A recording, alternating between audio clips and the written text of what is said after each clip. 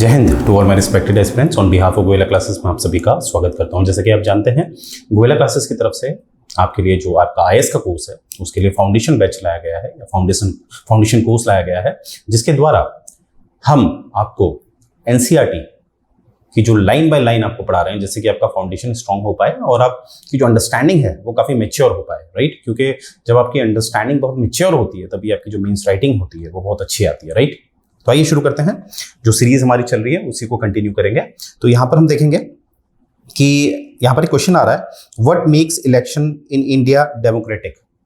यानी कि चुनाव होना ये जरूरी नहीं है कि उस देश में लोकतंत्र है। मैंने स्टार्टिंग वाली क्लास में आपको बताया था, जैसे कि हिटलर खुद शासक बना था एक चुनाव के माध्यम से, परंतु उस समय हम जर्मनी को एक लोकतांत्रिक देश नहीं कहेंगे, राइट। तो यहाँ पर है कि हम किस आधार पे कहते हैं कि भारत में जो चुनाव होते हैं वो एक लोकतांत्रिक चुनाव होते हैं, राइट। तो ये हमें समझना है। तो क्या कहते हैं राइटर साहब, हम देखते हैं। We get to read a lot about unfair practice in elections, newspaper, television reporter, ठीक है। तो हमें आए दिन, चाहे वो टीवी का माध्यम है, चाहे वो न्यूज़पेपर का माध्यम है, चाहे कोई भी माध्यम है, हमें आए दिन पता चलता रहता है कि कहीं पर चुनाव हुए हैं किसी प्रांत में या किसी क्षेत्र में छोटे से, जिसे हम बाई इलेक्शन कहते हैं, वो हुए हैं। और ये पाया गया कि यहाँ पर जो चुनाव हुए थे ये एक फेयर चुनाव नहीं थे, यानी कि यहाँ पर कहीं ना कहीं कुछ धांधली की गई है, राइट। जैसे कि फॉल्स नेम, यानी कि नाम गलत दर्शाया गया है, और जो जेन्युइन नेम होने चाहिए थे वोटर लिस्ट में, वहाँ पर वो वोटर लिस्ट को ही बदल दिया गया है।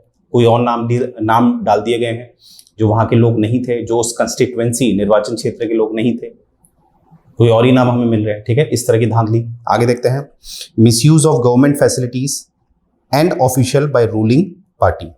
अब ये भी जैसे प्रीवियस वाले लेक्चर में मैंने आपको बताया था कि नियम ये है कि जो सरकार होती है वो अपना जो सरकारी दबदबा होता है, चाहे वो पैसे के रूप में है, चाहे एक वर्चस्व है, किसी भी तरह का अपना दबदबा चुनाव में इस्तेमाल नहीं कर सकते, क्योंकि चुनाव होने चाहिए निष्पक्ष।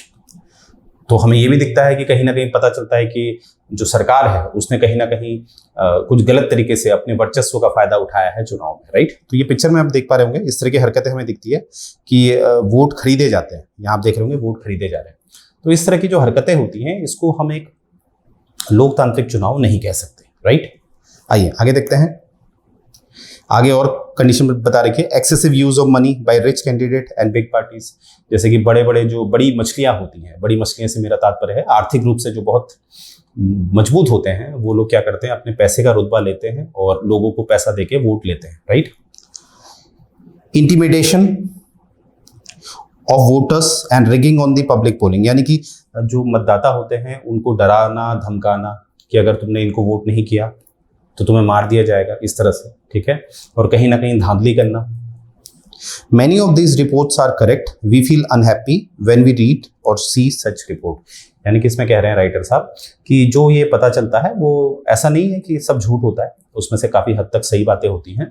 तो जब ये पता चलता है तो वो बड़ा, उसको जानकर, इन खबरों को सुनकर काफ़ी दुख पहुंचता है उन लोगों को जो ये सोचकर अपने देश के प्रति गर्व महसूस करते हैं कि हमारा देश यानी कि भारत विश्व का सबसे बड़ा लोकतांत्रिक देश है।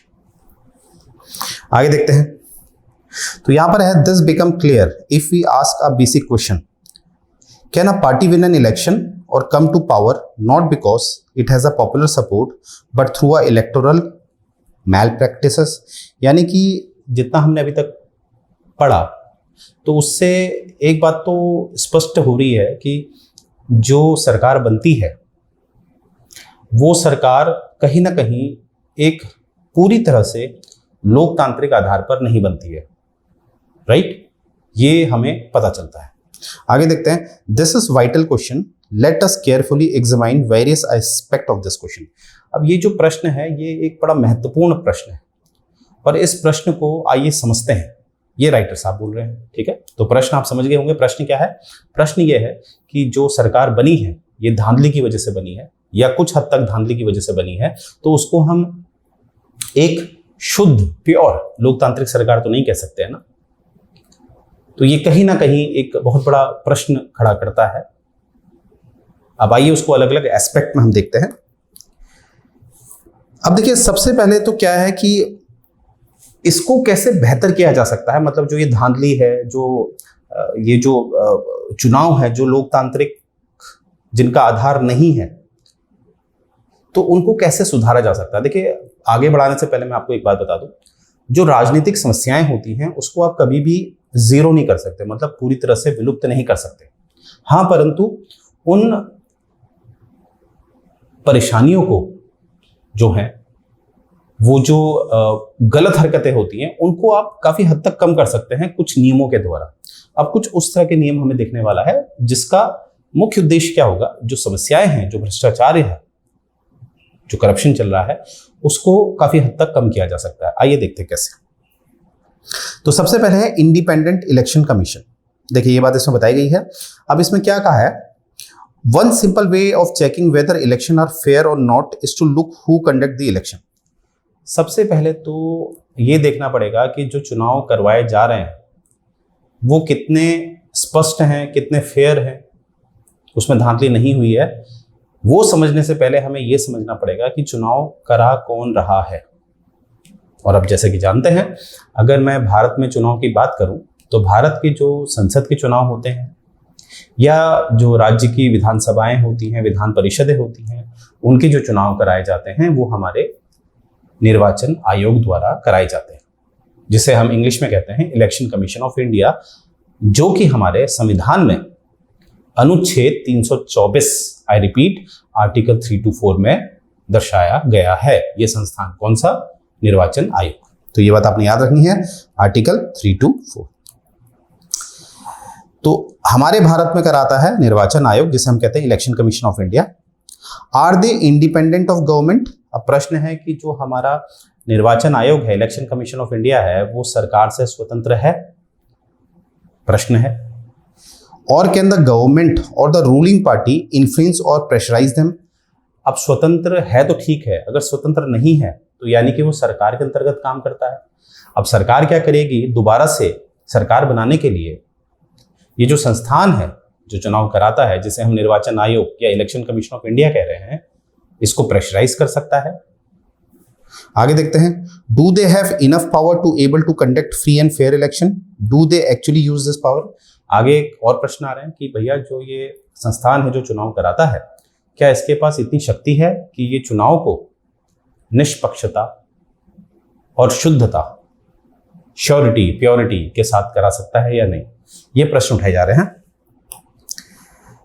The answer to all this question is quite positive for our country. यानी कि जो भी अभी हमने पहली वाली स्लाइड में प्रश्न देखे थे, हमारे देश में इन सभी प्रश्नों का जो उत्तर है काफी हद तक वो सकारात्मक है, पॉजिटिव है। आइए देखते हैं कैसे।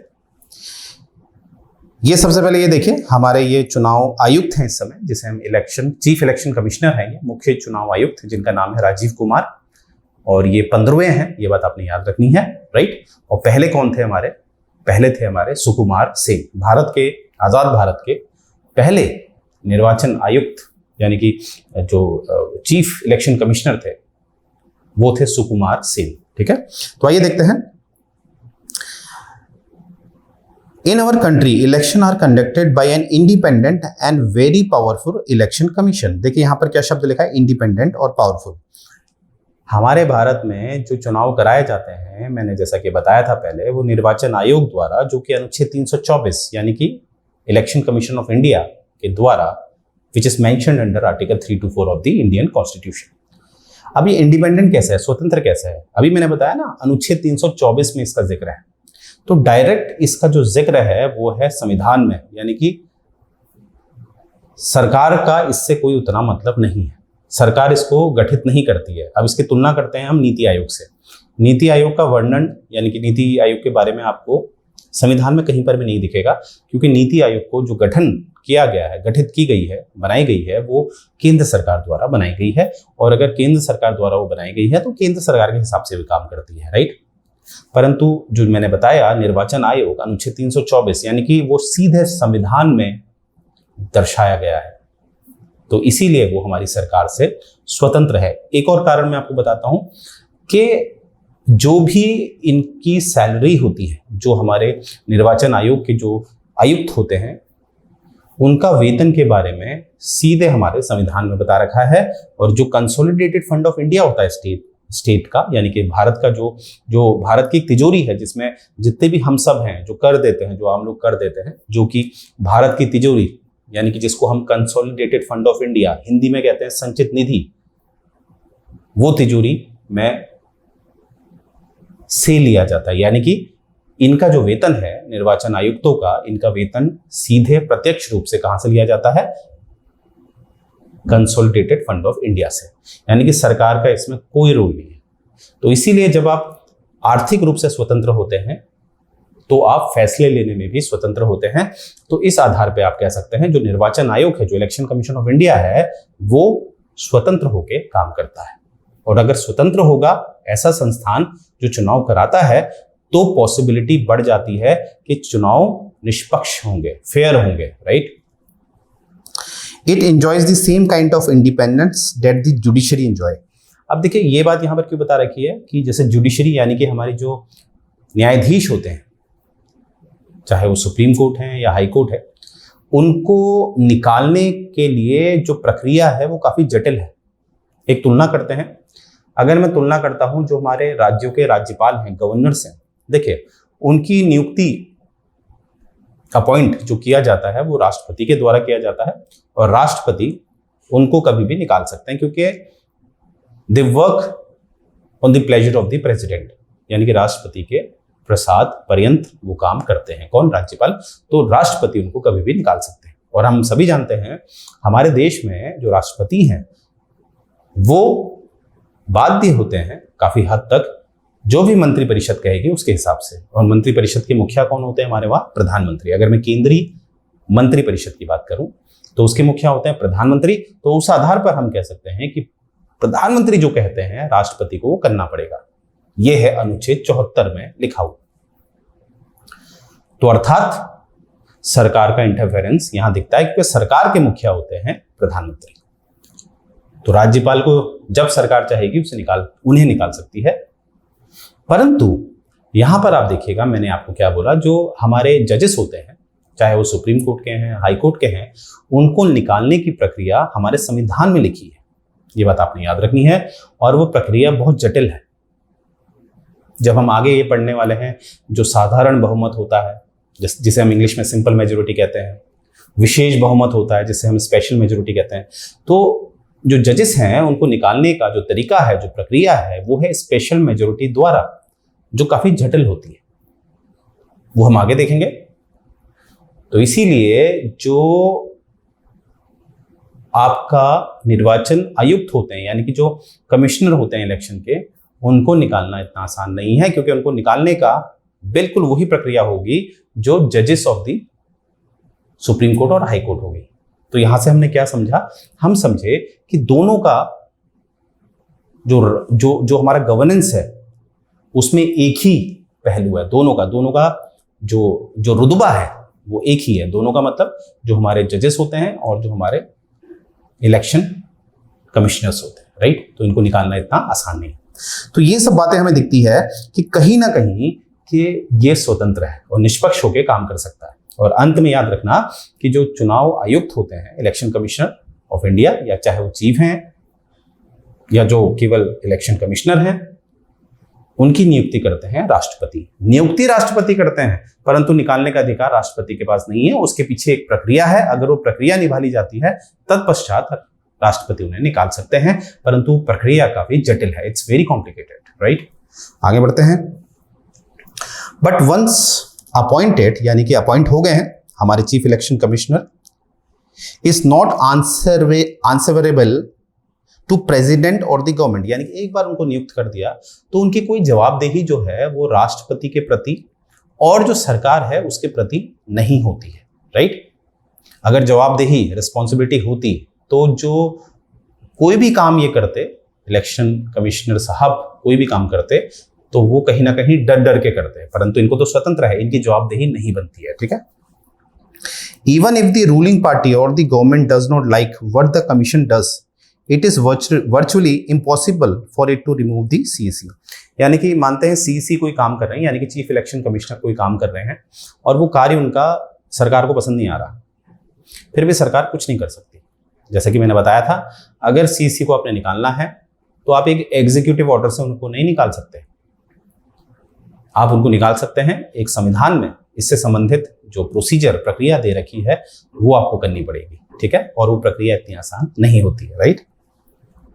Very few election commissioner in the world have such wide ranging power as the election commission of India. यानी कि पूरे विश्व में अगर हम तुलना करें, हर विश्व में ज़्यादातर आजकल लोकतांत्रिक देश हैं ज़्यादातर, और चुनाव हर जगह ही होते हैं, तो वहाँ पर भी इलेक्शन कमिश्नर होते हैं। तो जितने भी हम तुलना करते हैं वर्ल्ड वाइड, तो हमें पता चलता है जितना शक्तिशाली भारत का चीफ इलेक्शन कमिश्नर होता है उतना शक्तिशाली अन्य किसी भी देश का नहीं होता है, राइट। ये बात आपने याद रखनी है। और यहाँ पर आप देखिए आर्टिकल 324, जैसा कि मैंने बताया था, ये हमें बताता है about the election commission of India. आगे देखते हैं, यहाँ पर आप देख रहे हो पिक्चर में कि यानी कि कहीं ना कहीं कुछ न्याय की बात आएगी, ठीक है। Election commission take decisions on every aspect of conduct and control of election from the announcement of election to the declaration of result. जैसे कि मेरी प्रीवियस क्लास आप देखिएगा, हमने बात करी थी आचार संहिता की, जिसे मॉडल कोड ऑफ कंडक्ट कहते हैं, जहां पर मैंने आपको बताया था जिस तारीख से जो फाइनल लिस्ट आ जाती है प्रत्याशियों की और जिस तारीख से चुनाव की भी तारीख आ जाती है, तो उस तारीख से जब तक चुनाव हो नहीं जाते तब तक कहीं ना कहीं जो रूल एंड रेगुलेशन है वो ज़्यादातर जो हमारा निर्वाचन आयोग है, जो इलेक्शन कमीशन ऑफ इंडिया है, वो अपने हाथ पे ले लेता है। इसीलिए आपने देखा होगा कि जब चुनाव करवाए जाते हैं तो जितने भी सरकारी कर्मचारी होते हैं वो अब सरकार से ज़्यादा किसके कंट्रोल में आ जाते हैं? निर्वाचन आयोग के, राइट। तो निर्वाचन आयोग का इतना महत्व है, आप देख पा रहे होंगे, right. It implements the code of conduct, आचार संहिता, जैसे कि मैंने आपको बताया था, एंड पनिशेस एनी कैंडिडेट और पार्टी दैट वायलेट्स इट्स। जैसे कि आचार संहिता में मैंने प्रीवियस लेक्चर में आपको बताया था, एक उदाहरण मैं आपको दे देता हूं। जैसे कि जो सरकारी लोग होते हैं, जो सरकार है, वो अपनी किसी भी तरह की संपत्ति का उपयोग प्रचार में नहीं कर सकती। यानी कि ऐसा नहीं कि सरकारी गाड़ी जो है उसका इस्तेमाल किया जा रहा है चुनाव के प्रचार के लिए, वो नहीं कर सकती, ठीक है। तो अगर करते हुए पाया गया कोई भी इस तरह की हरकतें, तब जो हमारा निर्वाचन आयोग है उसके पास ये पूरी शक्ति है कि वो दंड दे सकता है उस प्रत्याशी को, राइट। तो ये बात आपने याद रखनी है। During the election period the EC can order the government to follow some guideline to prevent the use and misuse of government power to enhance its chances to win election और to transfer some government officials. यानी कि ये बात मैं already बता चुका हूँ कि जो इलेक्शन कमिश्नर होते हैं, जब चुनाव हो रहे होते हैं, तो ये सरकार को निर्देश दे सकते हैं, सरकार को निर्देश दे सकते हैं कि सरकार को ऐसे करना है, ऐसा करना है, इन नियमों को मानना है, ठीक है।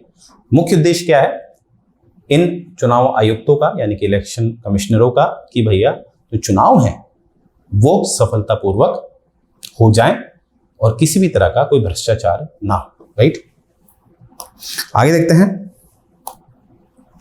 When an election duty, government officers work under the control of election commissioner and not the government। जैसे कि मैंने बताया था, जब इलेक्शन ड्यूटी लगती है, ज़्यादातर आपने देखा होगा जो हमारे सरकारी कर्मचारी होते हैं, जब भी चुनाव होते हैं, अब अगले वर्ष चुनाव होने वाले हैं लोकसभा के, इतने बड़े पैमाने के चुनाव होने वाले हैं, तब आपको दिखेगा जो हमारे सरकारी कर्मचारी होते हैं वो लोग फिर चुनाव ड्यूटी में लग जाते हैं।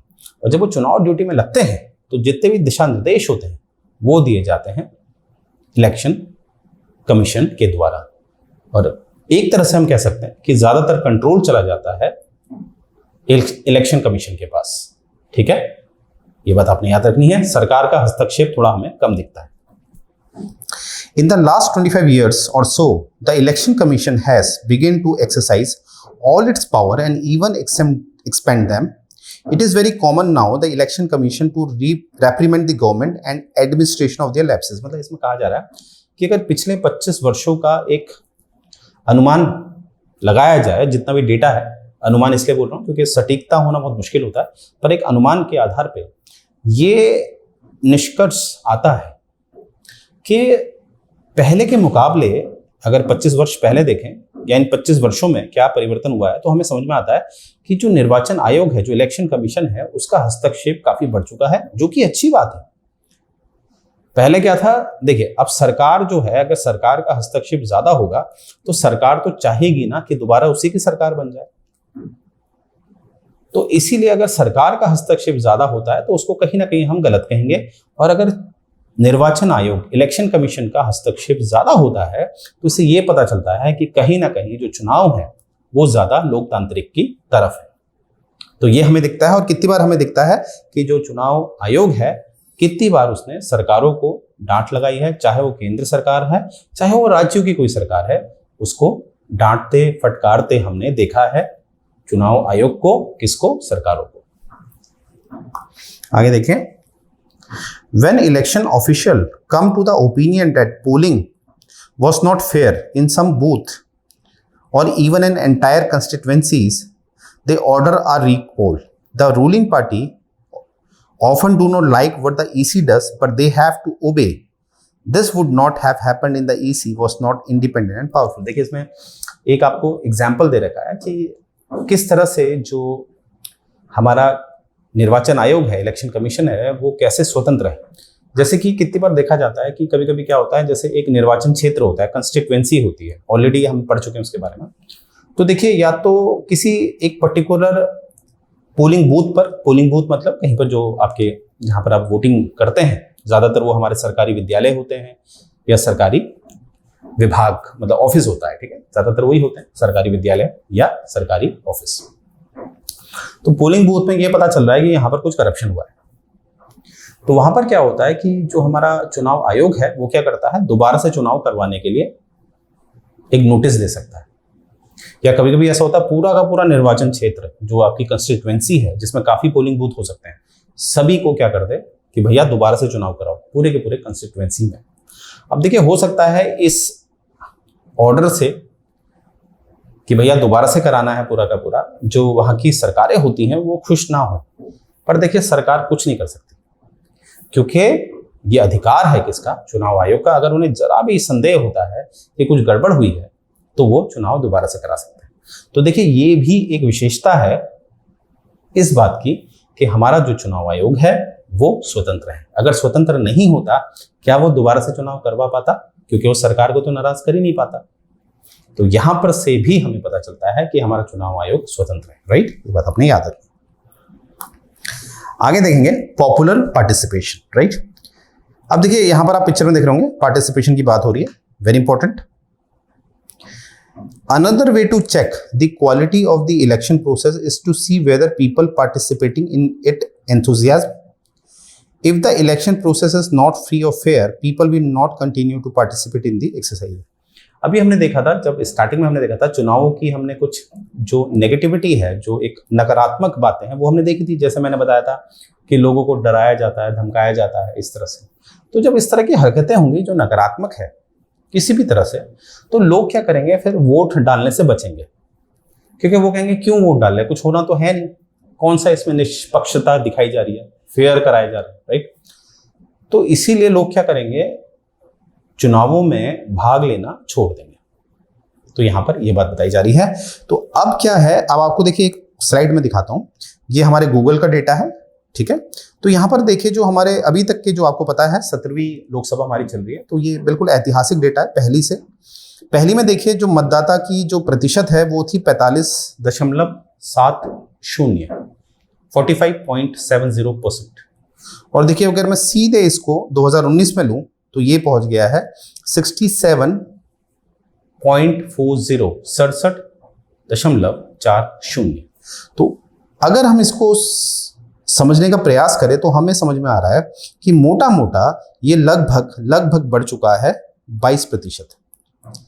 यानी कि लोगों का चुनावों में भाग लेना 22% बढ़ा है, जो कि क्या दर्शाता है?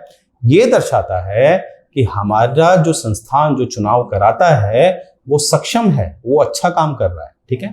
तो यहां पर आप देख रहे होंगे ये डेटा दर्शाता है कि हमारा जो निर्वाचन आयोग है, इलेक्शन कमीशन ऑफ इंडिया है, उसने जो वादा किया है वो करता है।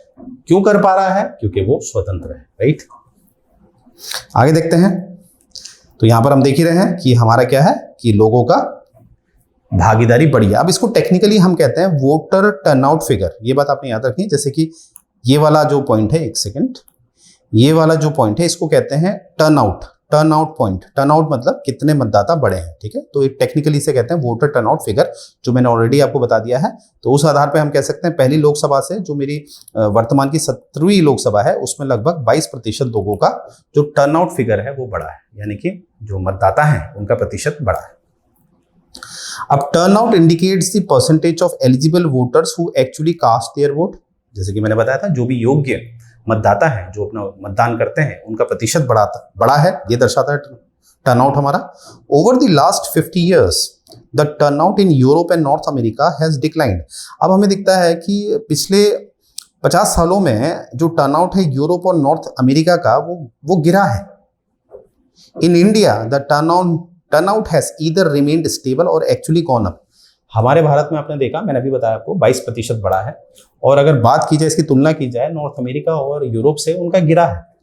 तो आप समझ सकते हैं भारत लोकतंत्र को कैसे जीवित रख रहा है। यानी कि इस आधार पे हम कह सकते हैं भारत में लोकतांत्रिक चुनाव हैं। अगर नहीं होते तो ये जो टर्नआउट है, जो मतदाता दर है, क्या वो बढ़ती? आप समझिए इस बात को, राइट। आगे पढ़ते हैं। In India, the poor, illiterate, underprivileged people vote in larger proportion as compared to the rich and privileged section. In this contrast, Western democracies, इसमें उल्टा है। अब देखिए, इसको मैं एक साधारण शब्दों में बताता हूँ। भारत में ये देखा जाता है, अगर भारत के समाज को, या मैं कह रहा हूँ भारत के किसी भी देश के समाज को अगर देखेंगे कि वहां पर हमें कुछ गरीब लोग दिखेंगे और कुछ अमीर लोग दिखेंगे, राइट। अब देखिए, भारत में ये देखा जाता है जब भी चुनाव होते हैं तो वहां पर जो मतदाता हैं, कुल मतदाता जो हैं, उनमें अधिक अनुपात, प्रोपोर्शन दिखता है जो हमारे थोड़े गरीब वर्ग के लोग हैं, जो वर्कर्स हैं। और वहीं पर इसकी तुलना अगर मैं करता हूं वेस्टर्न डेमोक्रेसी से, जो पश्चिमी लोकतांत्रिक देश हैं, उनसे करूं, तो वहां पर इसका जस्ट उल्टा है। यानी कि वहां पर जो भी मतदान होते हैं उसका जो अनुपात है उसमें जो अमीर वर्ग है, जो कुलीन वर्ग है, वो लोग ज्यादा वोट करते हैं। ऐसा क्यों? यानी कि भारत में जो गरीब लोग हैं वो ज्यादा वोट करते हैं और पश्चिम लोकतांत्रिक देशों में अमीर ज्यादा वोट करते हैं। आइए देखते हैं, बड़ा इंटरेस्टिंग है। अब इसको समझने के लिए आपको मेरे नेक्स्ट लेक्चर का वेट करना पड़ेगा, राइट। बट उससे पहले हम देखेंगे ये जो कोर्स आपको ऑफर किया जा रहा है मात्र 2,999 का ऑफर किया जा रहा है, राइट, क्योंकि अभी इसमें 50% डिस्काउंट चल रहा है। अन्यथा ये कोर्स आपको पड़ेगा 5,999 का। तो देर ना करें, फटाफट इस कोर्स को लॉग इन करें, राइट। और ये आप देख रहे होंगे, ये हमारा टेलीग्राम चैनल है। इसमें रिलेटेड जो भी वीडियोस होती हैं, आपके एग्जाम जो भी इसमें जो नोट्स बनाए जाते हैं वो इसमें अपलोड किए जाते हैं। तो आपने क्या करना है, इस चैनल को ज्वाइन कर लेना है। ये इसका लिंक है, राइट। ये आप हमें कांटेक्ट कर सकते हैं 24/7 हम अवेलेबल हैं। आपकी जो भी क्वेरीज हैं उसे सॉल्व किया जाएगा। ये हमारा प्ले स्टोर पे एप्लीकेशन है जिसे आप डाउनलोड कर सकते हैं और अपनी तैयारी को बेहतर बना सकते हैं, राइट। और ये हमारी वेबसाइट है, ये आप देख रहे होंगे, यूपीएससी के लिए, जिसमें आपने देखा एनसीईआरटी पढ़ाया जा रहा है, मेन सेट आपको दिया जा रहा है, राइट। ये हरियाणा सिविल सर्विसेज के लिए, ये राजस्थान के लिए, ये उत्तराखंड के लिए, ये पंजाब के लिए, हिमाचल के लिए, ये दिल्ली के लिए, राइट। तो इस तरह से आप देख रहे होंगे अलग अलग डोमेन में हमारी एक्सपर्टीज है, राइट। जहां पर भी अगर आप पीसीएस लेवल की तैयारी करना चाहते हैं, आप जिस स्टेट को बिलोंग करते हैं, तो आप उस डोमेन में आइए और फॉर्म फिल करिए और हमारे साथ रहिए, ठीक है। और जितना भी हमें तजुर्बा है, हम पूरा प्रयास करेंगे कि आपका जो मकसद है, आपका जो लक्ष्य है, वो आपको प्राप्त हो, राइट। तो यहीं से मैं ये सेशन एंड करने जा रहा हूँ। जय हिंद।